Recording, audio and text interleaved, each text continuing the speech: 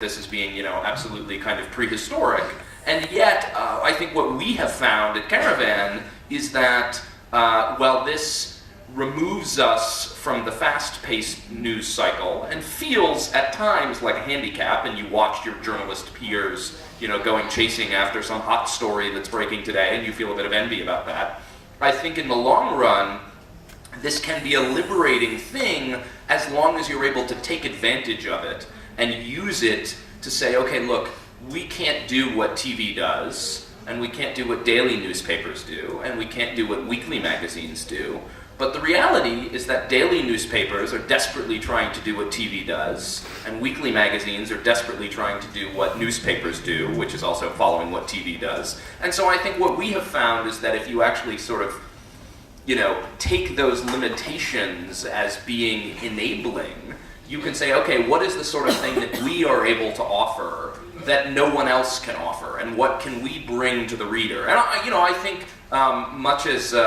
we don't like competition, it would be wonderful to have 10 or 15 or 20 more such magazines that were devoting themselves to the kind of longer narrative stories that we're doing. I think the other thing about this, vis-a-vis the question of online versus print and advertising, we give away the whole magazine online for free, and that has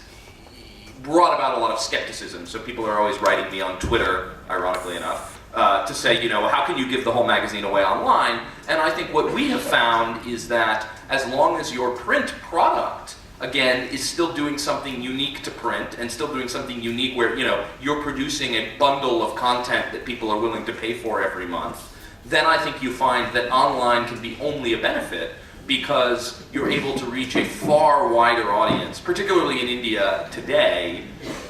if you're a monthly magazine like we are and distribution is a sort of tricky matter. If we do an article about, we just published a large article on Arnab Goswami that many of you may have seen. It was probably one of the most popular things we've already done. And I would guess that probably within about a week, something like 150,000 people had read that online. In terms of what we were seeing from kind of incoming data and Facebook shares and Twitter shares. And I think if you're a new publication that's trying to sort of make a mark, it would have taken us a decade to achieve the kind of reputation that we've managed in 3 years if we didn't have social networks, if we didn't have online readers, even though we still envision ourselves as a print product. So I think that there's a kind of hybridity that people may be too quick to dismiss, and that can, if care is paid to kind of, what you're doing in print and what you're doing online, may end up being a kind of, journalistically valuable and, possibly even profitable model in the future.